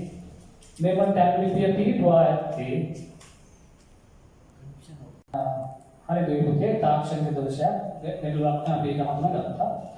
මේ සිග්නල් වල පොඩි ප්‍රශ්න කීපයක් ඇවිල්ලා තියෙනවා. හරි ඔයගොල්ලෝ කනගාටු වෙන්න එපා. ගැටලුවක් ඇති කරගන්න එපා. ඒ වගේ තාක්ෂණික දෝෂනේ අපිට මේ සජීව පාඩම උගන්වන්න තියෙන උපරිම තාක්ෂණය අපි පාවිච්චි කරලා තමයි ඔයාලට උගන්වන්නේ. උපරිම තාක්ෂණය පාවිච්චි කරලා තමයි අපි මේකට උගන්වන්නේ. නිසා ඒ යම් ගැටලු තියෙන්න පුළුවන්. රයිට්. අපි ඒ ගණන් ගන්නකොට අපි වැඩි සාර්ථක කරගෙන යමු. රයිට්. ඊළඟට අපි සාකච්ඡා කරේ දැන් මේ හෝපිටිගමුව ටැම්ලිපිය ගැන තමයි අපි මේ සාකච්ඡා කරන්නේ. බදුළු ටැම්ලිපිය මම දුවේ පුතේ තාක්ෂණික ගැටලුවක් අපිට මතුවුණා. ඒවා උච්චාර ගණන් ගන්න එපා. ඒවා සාමාන්‍ය සිදුවෙන දේවල් අපි උපරිම තාක්ෂණය පාවිච්චි කරලා තමයි මේවා අපි මේ ක්‍රියාවලිය කරගෙන යන්නේ. right. අපි බලමු අපි මේ සාකච්ඡා කරා හිටියේ හෝපිටිගම් ටැම් ලිපිය බදුළු ටැම් ලිපිය. එතකොට බදුළු ටැම් ලිපිය පිළිතුරන ලද්දේ 4 වන උදේ රජතුමා.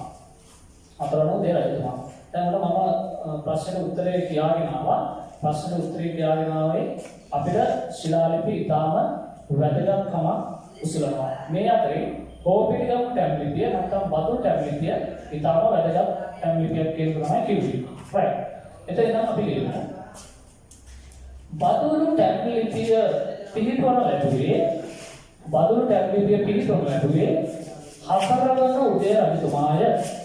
බදුළු ටැම් ලිපිය පිළිතුරන ලැබුවේ 4 වන උදේ රජතුමාය.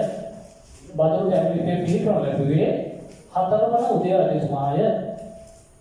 මොන ලියා ගන්න මගේ දේ පුතේ බදුළු ටැම් ලිපිය පිළිතුරන ලැබුවේ 4 වන උදේ රජතුමාය. මෙම සෙල්ලිපියෙන් වෙළඳපොළ කළමනාකරණය සම්බන්ධව තොරතුරු මෙම සෙල්ලිපියෙන් වෙළඳපොළ කළමනාකරණය සම්බන්ධ තොරතුරු වෙළඳපොළ කළමනාකරණය සම්බන්ධ තොරතුරු ඉතා හොඳින් අධ්‍යයනය කළ හැකිය. මෙම සෙල්ලිපිය මගින් වෙළඳපොළ කළමනාකරණය සම්බන්ධ තොරතුරු ඉතා හොඳින් අධ්‍යයනය කළ හැකිය. මෙම සෙල්ලිපිය මගින් වෙළඳපොළ කළමනාකරණය සම්බන්ධ තොරතුරු ඉතා හොඳින් අධ්‍යයනය කළ හැකිය. ඉතා හොඳින් අධ්‍යයනය කළ හැකිය.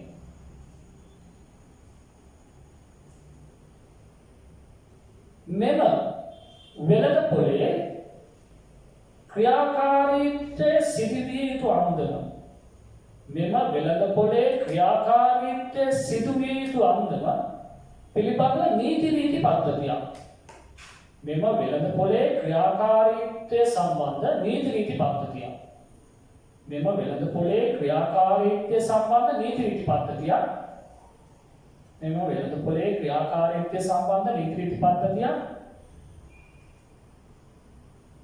මෙම සෙල්ලිපිය තුළ අන්තර්ගතය. වෙළඳපොළේ ක්‍රියාකාරීත්වය පිළිබඳව නීති රීති පද්ධතිය මෙම සෙල්ලිපිය තුළ අන්තර්ගතය. මෙම සෙල්ලිපිය තුළ අන්තර්ගතය. මෙම සෙල්ලිපිය තුළ අන්තර්ගතය. ඒවා මෙසේය. ඒවා මෙසේය. ඒවා මෙසේය. ඒවා මෙසේය. පහළ ලියන්න පුළුවන්. තරු ලකුණු දාලා නැත්නම් 1 2 3 කියලා දාලා ලියන්නත් පුළුවන්. නැත්නම් ඉතින් ඡේදයක් විතර ලිව්වත් අවුලක් නැහැ. ඔයගොල්ලන්ට කැමති විදිහට. ඔයගොල්ලන්ට මේ කමෙන්ට් එක ඕනම් පුතේ තරු ලකුණු දාලා ලියන්න පුළුවන්. 1 2 3 දාලා ලියන්නත් පුළුවන්. නැත්නම් ඡේදයක් විතර ලියන්නත් පුළුවන්. ප්‍රශ්නයක් නැහැ. ඒක තමන්ගේ choice එක. තමන්ගේ කැමැත්ත. right. එහෙනම් අපි කියමු ඔන්න පටන් ගන්නවා පළවෙනි කරුණ වෙළඳපොළට පැමිණෙන කරත්ත වලින් මිස පළවෙනි කරුණ තමයි වෙළඳපොළට පැමිණෙන කරත්ත වලින් මිස වෙළඳපොළට පැමිණෙන කරත්ත වලින් මිස වෙළඳපොළ පසු කරගෙන යන කරත්ත වලින් වෙළඳපොළට පැමිණෙන කරත්ත වලින් මිස වෙළඳපොළ පසු කරගෙන යන කරත්ත වලින් වෙළඳපොළට පැමිණෙන කරත්ත වලින් මිස වෙළඳපොළ පසු කරගෙන යන කරත්ත වලින් බදු අය නොකළ යුතුය. වෙළඳපොළ පසු කරගෙන යන කරත්ත වලින් බදු අය නොකළ යුතුය. බදු අය නොකළ යුතුය. වෙළඳපොළට පැමිණෙන කරත්ත වලින් මිස වෙළඳපොළ පසු කරගෙන යන කරත්ත වලින් බදු අය නොකළ යුතුය. දෙක වෙළඳපොළට ගෙනෙන භාණ්ඩ පෙරමගට නොගොස් නොගත යුතුය. වෙළඳපොළට ගෙනෙන ලද භාණ්ඩ දෙවෙනි කරුණ වෙළඳපොළට ගෙනෙන ලද භාණ්ඩ පෙරමගට ගොස් මිලදී නොගත යුතුය. පෙරමගට ගොස් මිලදී නොගත යුතුය. වෙළඳපොළට අහන්න පුතේ ප්‍රශ්නයක්. හරි අහන්න පුළුවන්.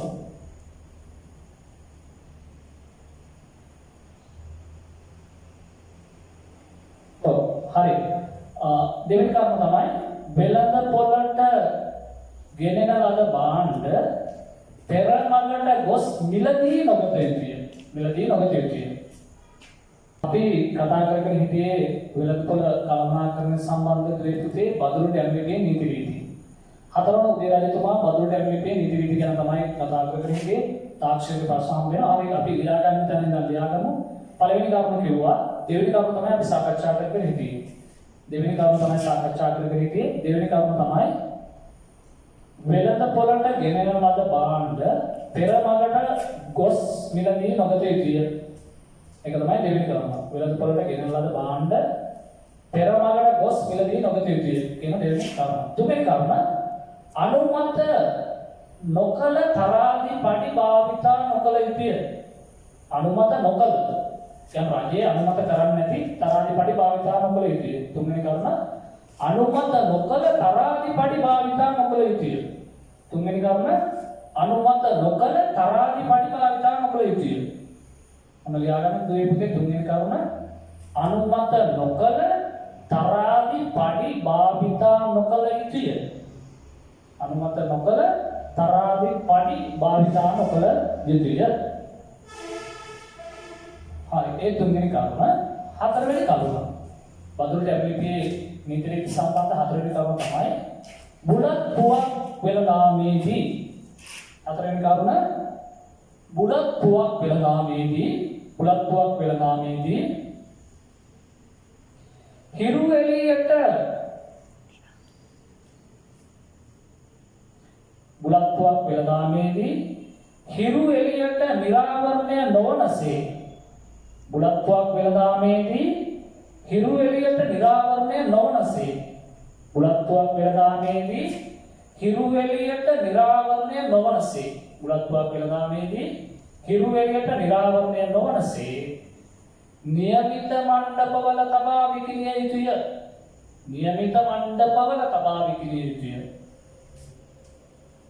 ඔන්න හතරවෙනි නීතිය තමයි අපි කතා කරේ. බුලත් පුවක් වෙළඳාමේදී හිරු එළියට නිරාවරණය අපි කතා කරගෙන හිටියේ දුවේ පුතේ හතරවෙනි කරුණ. අපිට තේරෙනවා කනෙක්ෂන් ප්‍රොබ්ලම් එකක් එනවා. ඒක ගණන් ගන්න එපා. අපි ඒක ගැන අවධානයෙන් ඉන්නේ. ඔයගොල්ලෝ හොරි වෙන්න එපා. අපි වැඩේ ලස්සනට කරනවා. ඉතින් හොරි කරනවා. ඔයගොල්ලෝ වැඩේට ඉග්නෝර් වෙලා ඉන්න කිසි ගැටලුවක් නැහැ. අපි සුපිරියර වැඩේ කරනවා. හරි? රයිට්. අපි කතා කරගෙන හිටියේ ගෝපිනිගමු ටැබ් ලිපියේ. බදුරු ටැබ් ලිපියේ තියෙන නීති රීති සම්බන්ධව හතරවෙනි කරුණ. ඒක තමයි ලියලියේ ඉන්නේ. බදුරු ටැබ් ලිපියේ නැත්නම් හෝපිනිගමු ටැබ් ලිපියේ හතරවන උදේ රජතුමාගේ නීති රීති සම්බන්ධව හතරවෙනි කරුණ තමයි සාකච්ඡා කරන්නේ. ඒක තමයි ලියලියේ. හරි. හතරවෙනි කරුණ මම ඔබ නැවත කියන මගේ දුවේ පුතේ ලියා ගන්න බැරි දුවල පුතාලා ලියා ගන්න. ඒක තමයි අපි කිව්වේ බුලත් පුවක් වෙළඳාමේදී හිරු එළියට නිරාවරණය නොවනසේ નિયમિત මණ්ඩපවල තබා විකිණිය යුතුය. බුලත් පුවක් වෙළඳාමේදී හිරු එළියට නිරාවරණය නොවනසේ નિયમિત මණ්ඩපවල තබා විකිණිය යුතුය. රයිට්. ඒ කිව්වේ හතරවෙනි කරුණ. රයිට්. ඊළඟට පස්වෙනි කරුණ. ඔන්න හෝපිනිගමු ටැබ් ලිපියේ බදුරු ටැබ් ලිපියේ පස්වෙනි නීතිය තමයි හතරවෙනි උදේ රජතුමා පනවපු. දැන් මේක අපි ලියාගමු පස්වෙනි කරුණ. පොහෝ දිනවල වෙළඳාම් නොකළ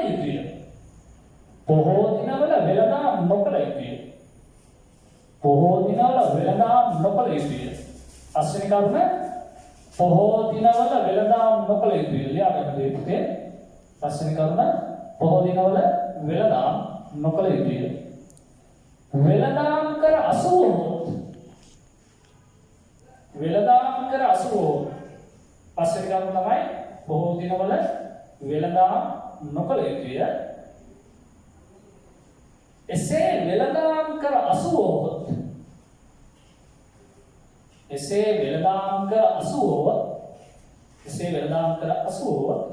මහියංගන විහාරයේ පහන් දැල්වීම සඳහා එසේ වෙළඳාම් කර අසුවොත් එසේ වෙළඳාම් කර අසුවොත් මහියංගන විහාරයේ පහන් දැල්වීම සඳහා තෙල් බත්තක් ගෙවිය යුතුය. එසේ වෙළඳාම් කර අසුවොත් මහියංගන විහාරයේ පහන් දැල්වීම සඳහා තෙල් බත්තක් ගෙවිය යුතුය.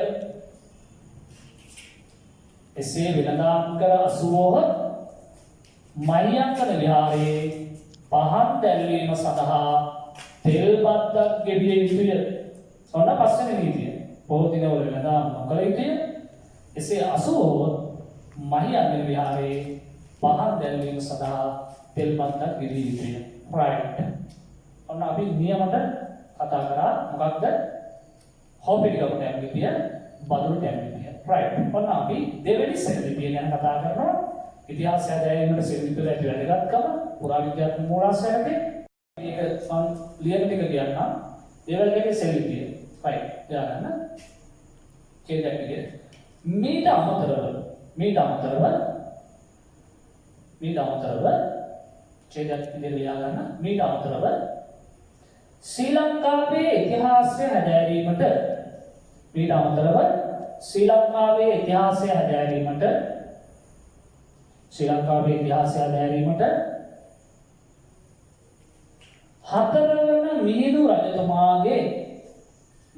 අමතරව ශ්‍රී ලංකාවේ ඉතිහාසය හැදෑරීමට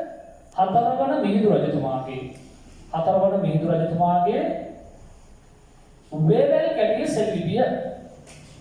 මීට අමතරව ශ්‍රී ලංකාවේ ඉතිහාසය හැදෑරීමට හතරවන මිහිඳු රජතුමාගේ වේවැල් කැටිය සෙල්ලිපිය. ශ්‍රී ලංකාවේ ඉතිහාසය හැදෑරීමට හතරවන මිහිඳු රජතුමාගේ වේවැල් කැටිය සෙල්ලිපිය. ඉතාම වැදගත් වේ. හතරවන මිහිඳු රජතුමාගේ වේවැල් කැටිය සෙල්ලිපිය. ඔන්න අපිට කනෙක්ෂන් ප්‍රොබ්ලම් එකක් ආවා. right. මම කතා කරගෙන හිටියේ දුවේ පුතේ මීට අමතරව ඡේදයක් වෙන් කළා මම ලියා ගන්න කිව්වේ. මීට අමතරව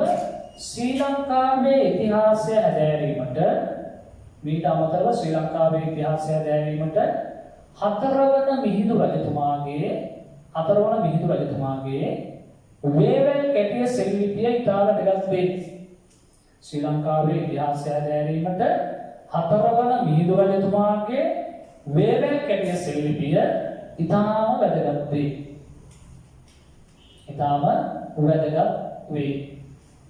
හතරවන මිහිඳු රජතුමාගේ වේවැල් කැටිය සෙල්ලිපිය ඉතාම වැදගත් වේ. මෙම සෙල්ලිපියේ අන්තර්ගත වන්නේ ලියාගන්න. දුවල පුතා ලියාගන්න.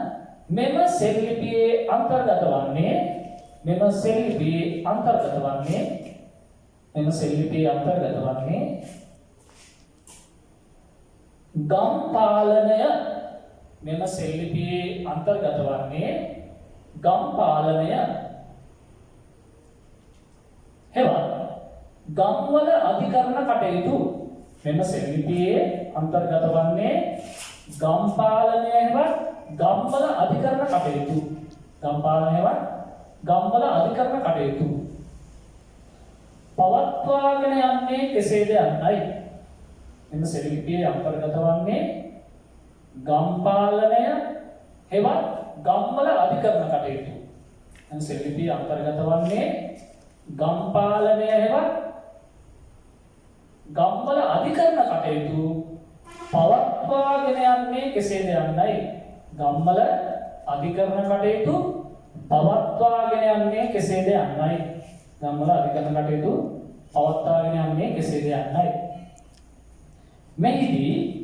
මෙහි සඳහන් නීති රීති අතර ඊට පස්සේ ලියා ගන්න ඕන පුතේ.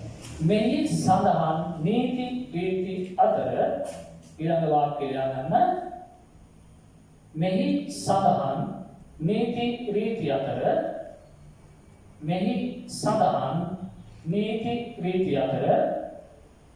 මගේ දුර පිටා ලියා ගන්න.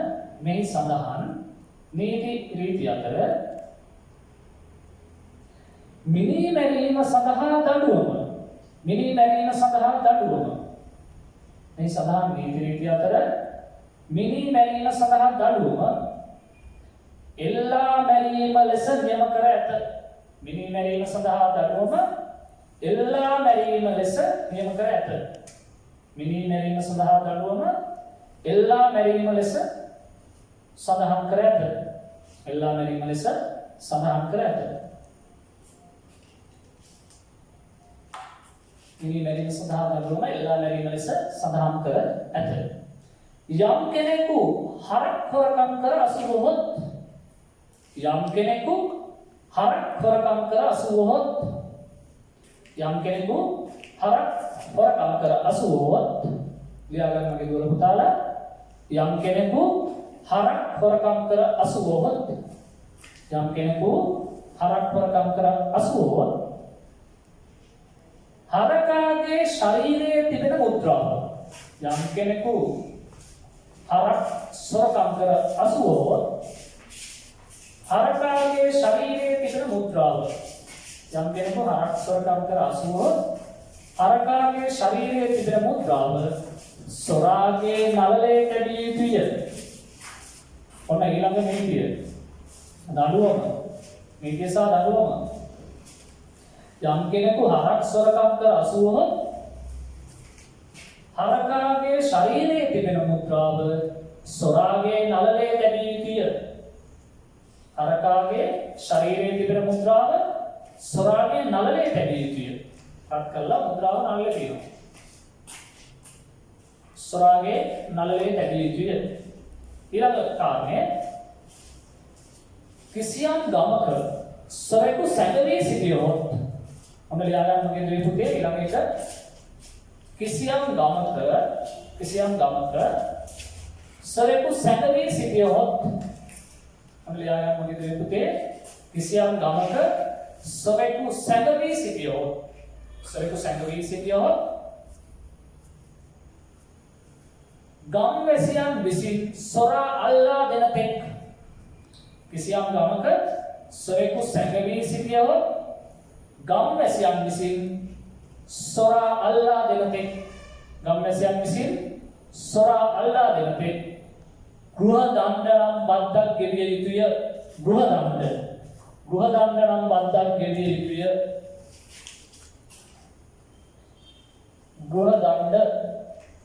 ගෘහ දණ්ඩ නම් බද්දක් ගෙවිය යුතුය.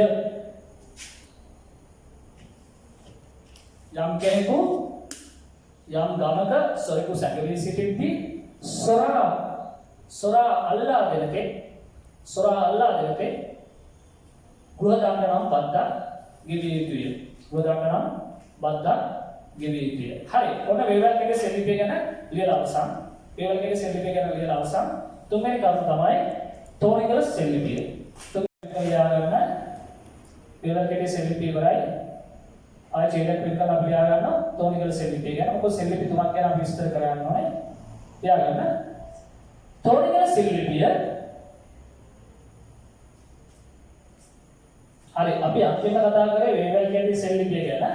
වේවැල් කැටි සෙල්ලිපිය කිව්වේ යම් කිසි ගමක සැඟවී සිටියහොත් සොරා අල්ලා දෙන තෙක් ගම්වැසියන් විසින් ගෘහ දණ්ඩ නම් බද්දක් ගෙවිය යුතුය. දුර පුතාලට මම කියන දේ පැහැදිලිද? මම කියන දේ පැහැදිලිව ඇහෙනවද? කතා කරන්න පැහැදිලිව ඇහෙනවද කියලා? right. හරි පුතේ. එහෙනම් යම්කිසි right. හරි පුතේ හරි. එතකොට අපි කියන වේවැල් එකේ සෙල්ලිපිය අවසානයේදී අපි කියනවා සොරෙකු සැඟවී සිටියොත් ගෘහ දණ්ඩ නම් බද්දක් ගෙවිය යුතුය. ඊළඟට අපි ඡේදයක් වෙන් කරලා ලියා ගන්න මගේ දුවේ පුතේ තෝරණගල සෙල්ලිපිය. තෝරණගල සෙල්ලිපිය ගැන ඡේදයක් වෙන් කරලා ලියා ගන්න.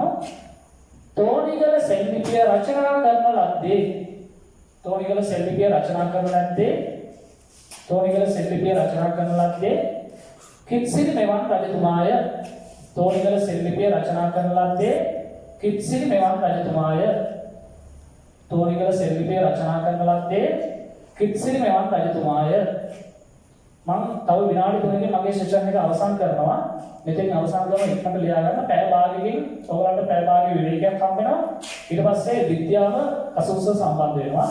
මගේ සෙෂන් එක තව විනාඩි 3කින් අවසන් වෙනවා මේ පුතේ. පැය භාගයෙන් හම්බ වෙන අසුසුව.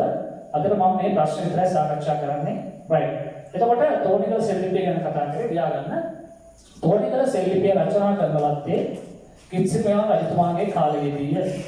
කිත්සිරි මෙවන් රජතුමාගේ කාලයේදීය. තෝනිගල සෙල්ලිපිය රචනා කරන ලද්දේ කිත්සිරි මෙවන් රජතුමාගේ කාලයේදීය.